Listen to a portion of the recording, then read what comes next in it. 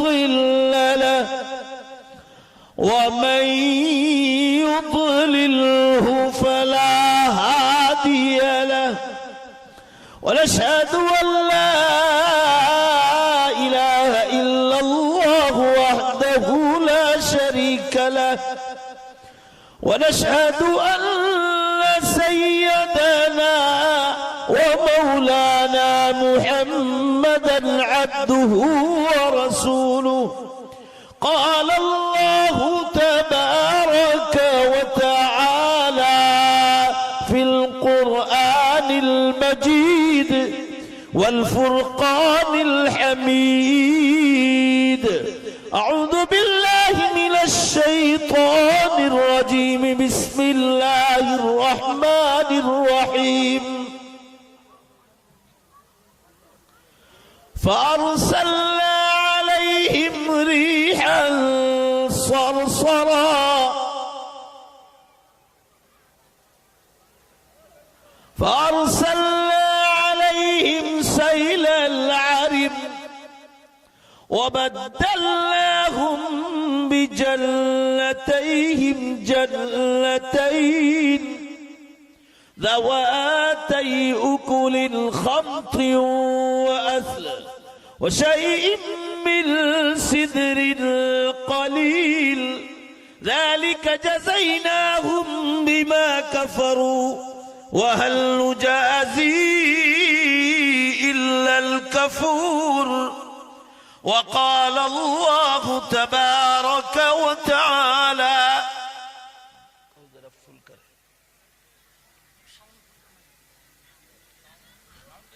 وما كان لمؤمن ولا مؤمنة إذا قضى الله ورسوله أمرا أن يكون لهم الخيرة من أمرهم وقال الله تبارك وتعالى شهر رمضان الذي أنزل فيه القرآن هدى للناس وبينات من الهدى والفرقان وقال النبي صلى الله تعالى عليه وسلم الدنيا مزرعة الآخرة صدق الله مولانا العظيم وصدق رسوله النبي الأمي الكريم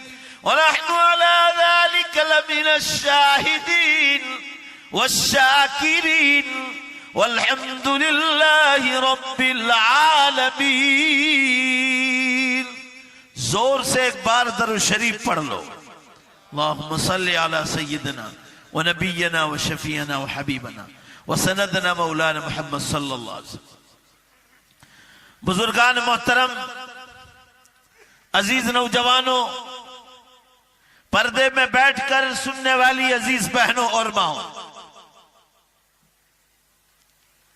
अभी आपने बंगाली जुबान में हजरत मौलाना से 1-1.25 घंटे तक तकरीर सुनी। अल्लाह हम सबको अमल की तौफीक अता फरमाए। अब आपको ये तकरीर उर्दू जबान में सुननी है और सीखनी है, समझनी है और अमल करनी है। जरा पूरा मजमा, कोई भी आवाज बाकी बचनी नहीं चाहिए। पूरा मजमा जोर से इंशाअल्लाह बोलो कि ध्यान से सुनेंगे। अल्लाह तौफीक अता फरमाए। मैंने इस वक्त जो आयत करीमा पढ़ी है, सबसे पहले आज के उम्मत के हालात के पेश नजर ये मैंने कुरान पाक की कौम सबा वाली आयत पेश की है। अल्लाह ने जो आसमानों जमीनों का मालिक है, मैदान कयामत का मालिक है, जन्नत और जहन्नम का मालिक है, पूरी कायनात का और हम सब का पैदा करने वाला है, कुरान में आखिरी उम्मत के लिए सबक सिखाने के लिए कौम सबा का अल्लाह ने जिक्र क्यों किया? सबक सिखलाने के लिए। कौमे सबा के वाक़ये से अगर किसी को सबक लेना हो तो आदमी की जिंदगी भी बन जाए और मरने के बाद बोलो जोर से इंशाअल्लाह जन्नत की भी आबाद हो जाए। मैं आपके यहां मेहमान आया हूं गुजरात से, मैं आपके लिए जोर से बोलूं तो जब भी मैं आपको पूछूं आप इतना जोर से बोलेंगे कि पूरे बंगाल के इतिहास में वो इतना जोर से जवाब न दे। आपको इंशाअल्लाह जब भी मैं पूछूं आपको जोर से जवाब देना है। बोलो इंशाअल्लाह। कोई सोने की बात न करे। ऐसे वक्त में मैं आपके इस मुदिनापुर में भगवानपुरा में तकरीर कर रहा हूं जबकि कयामत हमारे सरों पर आ गई, कयामत की बड़ी निशानियां शुरू हो गई। हमारी मां बहनें भी सुन लें, हमारे मर्द और जवान भी सुन लें, कयामत सरों पर आ गई है, बड़ी निशानियां शुरू हो गई है। दुनिया को थोड़े बरस बाकी रह गए। मक्का शरीफ, सब मिलकर जोर से आमीन कहो, मदीना शरीफ अल्लाह हम सबको पहुंचा दे। मक्का मदीना आदमी को पैसा नहीं पहुंचाता। आपके बंगाल में भी बहुत ऐसे लोग हैं जो करोड़ों रुपए के मालिक हैं मगर आज तक मक्के मदीने की जियारत नहीं की। मक्का मदीना आदमी को पैसा इतना नहीं पहुंचाता, बोलो जोर से, बेशक जितना आदमी को दुआ पहुंचा देती। जैसी दुआ मांगोगे ना अल्लाह आपके लिए मक्का शरीफ मदीना पाक पहुंचाने के रास्ते आसान करे। चलो जल्दी से, अगर सच्चे मुसलमान हो हाथ ऊंचे करो, किस किस को मक्का शरीफ मदीने जाने की तमन्ना है? बोलो इंशाअल्लाह। अल्लाह मैं मुसाफिर हूं, दुआ करता हूं, आप आमीन कहो, अल्लाह हम सबको, पूरी उम्मत को वहां पहुंचा दे। बहरहाल में ये मक्का मदीने के इमाम लोग जो मक्का शरीफ और हरम के इमाम हैं, वो लोग कयामत की निशानियों पर बोल रहे हैं। कयामत की निशानियों पर ये उलमाए किराम को कहकर जाता हूं, इंटरनेट पर अरफात के मैदान में जो इस साल खुतबा हुआ उसमें के इसके इमाम है हरम शरीफ के शेख माहिर अल-मुआइकली हफिज़हुल्लाह, शेख माहिर अल-मुआइकली हफिज़हुल्लाह, उनका खुतबा मौजूद है और उन्होंने उस खुतबे में कहा, वल्लाही अल-उम्मा कद इख्ततमत अशरातुस्साअ अल-कुबरा तकरीबन वल उम्मा गाफिलतुन व नाइमतुन। अल्लाह की कसम, कयामत की बड़ी निशानियां ज्यादातर खत्म हो गई और उम्मत गफलत में सो रही। ऐसे वक्त में मैं तकरीर कर रहा हूं और आपको कौम सबा की बात समझा रहा हूं। अल्लाह ने कलाम पाक में कौम सबा का जिक्र क्यों किया?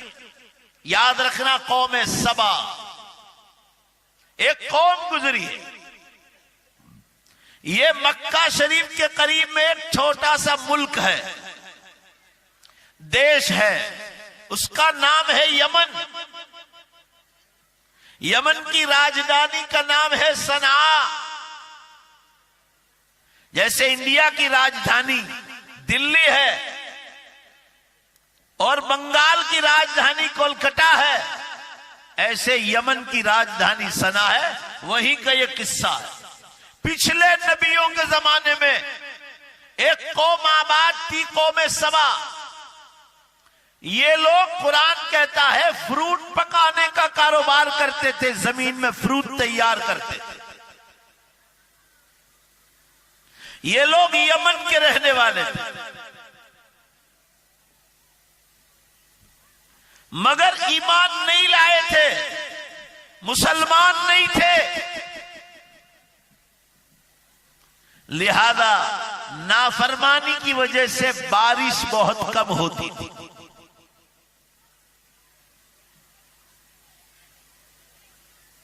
यमन बहुत छोटा सा मुल्क है मक्के के पास। यमन की और यमन के मुसलमानों की रसूलुल्लाह सल्लल्लाहु अलैहि वसल्लम ने बड़ी तारीफ बयान की। जो हजरात मिशकात शरीफ पढ़ाते हैं, साहिब मिशकात ने मुस्तकिल बाब बांधा है और आप सल्लल्लाहु अलैहि वसल्लम यमनियों के बारे में इरशाद फरमा रहे, अल ईमानु यमानुन, ईमान तो यमनी लोगों का है, वल हिकमतु यमानियतुन, हिकमत भरी बातें तो यमनी लोग करते हैं। आगे फरमाया हम अरक़्क़ु अफ़ईदतन व अलियन क़ुलूबन, वो दिल के बहुत नरम होते हैं। जिसका दिल नरम होगा उसकी जुबान भी नरम होगी। यमनियों की रसूलुल्लाह सल्लल्लाहु अलैहि वसल्लम ने बड़ी तारीफ बयान फरमाई। हजरत अनस रज़ी अल्लाह अन्हु फरमा रहे हैं, अव्वलु मन जा बिल मुसाफहति हुम अहलुल यमन। हुजूर सल्लल्लाहु अलैहि वसल्लम ने फरमाया, मेरी उम्मत में सलाम अलैकुम व अलैकुमुस्सलाम का हुक्म तो अल्लाह ने आसमानों से दिया, मगर हाथ से हाथ मिलाने की सुन्नत अल्लाह ने पहले से यमनियों से शुरू करवाई। ये यमन की कौम का तस्करा करता हूं। ये लोग पहाड़ों के पीछे रहते थे। पहाड़ों की वजह से समंदर से जो सैलाब आता था, वो सैलाबी तूफान से पहाड़ की वजह से बच जाते थे। ईमान नहीं लाए थे, मुसलमान नहीं थे। ये पिछले नबियों के जमाने का वाकया है। अल्लाह ने इस कौम की हिदायत का फैसला किया। कुरान में अल्लाह ने फरमाया, मन युद्लिलिल्लाहु फला हादिय लहु व मन यहदिल्लाहु फमा लहु मिन मुदिल। बोलो जोर से, बेशक अल्लाह जिसको हिदायत देना चाहे उसको कोई गुमराह नहीं कर सकता। जोर से बोलो, और अल्लाह जिसको गुमराह कर दे उसको कोई हिदायत नहीं दे सकता। अल्लाह ने यमन की इस कौम सबा की हिदायत का फैसला किया। एक नबी को भेजा, जाओ इनको समझाओ। दिल के नरम थे, अभी मैंने आपको बतलाया। नबी की बात समझ में आ गई कि कल मरना है। आखिरी नबी मोहम्मद सल्लल्लाहु अलैहि वसल्लम आएंगे, उन पर कुरान उतरेगा और उनकी उम्मत आखिरी उम्मत होगी, फिर कयामत आ जाएगी और जो ईमान वाला होगा वो जन्नत में जाएगा। जन्नत सातों आसमान के ऊपर है और जहन्नम सातों जमीन के नीचे बनाई अल्लाह ने।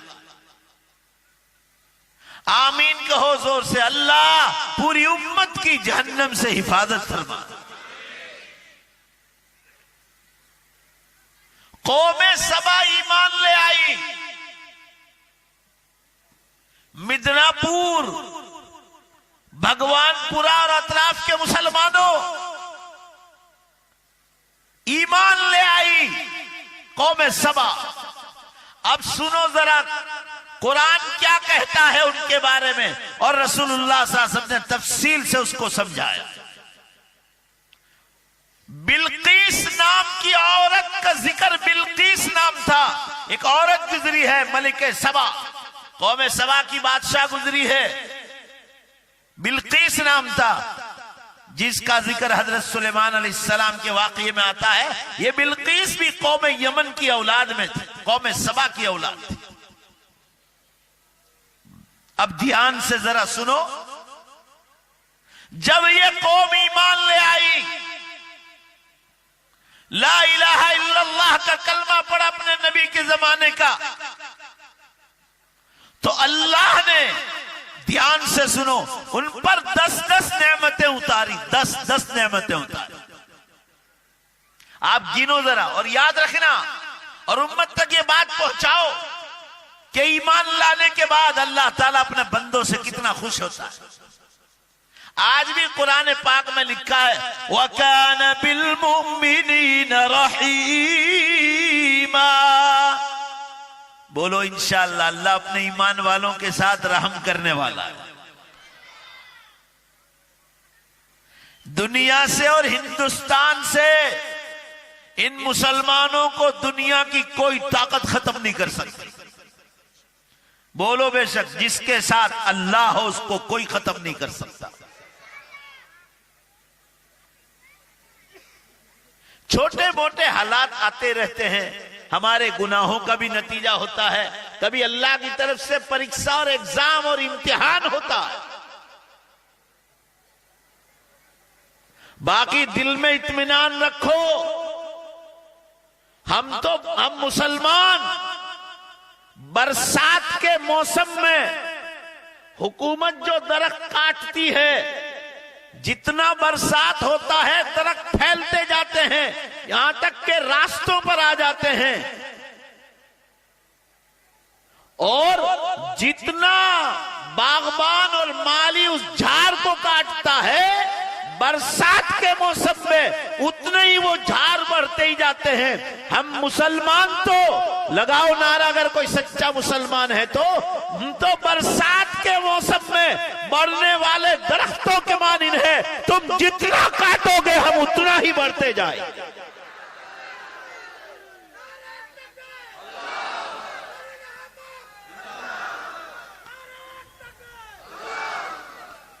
कहने का मंशा यह है, मुसलमानों, कौम सबा ईमान ले आए। अल्लाह ने उनको 10-10 नेमतों से नवाजा। गिनते जाओ जरा। पहला इनाम, ईमान ले आए तो बेहिसाब बारिश हुई। पहले बारिश नहीं होती थी, बहुत थोड़ी, बेहिसाब बारिश हुई। इतनी बारिश हुई, इतनी बारिश हुई, ये पहला इनाम।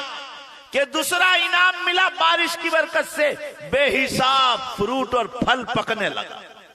बेहिसाब डालियां जमीनों पर आने लगी, इतना फ्रूट पकने लगा। पहला इनाम बारिश हुई, दूसरा इनाम फ्रूट पकने लगा। गिनते जाओ। तीसरा इनाम, जब बहुत फ्रूट पकने लगा